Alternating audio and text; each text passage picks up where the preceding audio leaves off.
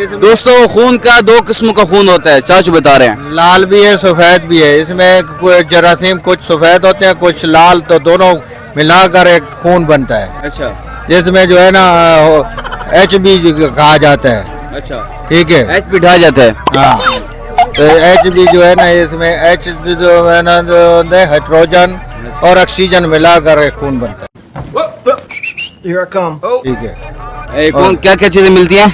Hydrogen oxygen और उसमें खुराक मिलती है, तो तब ये खून बनता है। अच्छा, हाँ, वो तो बन गया, खून बन गया। किस रंग का बनता है?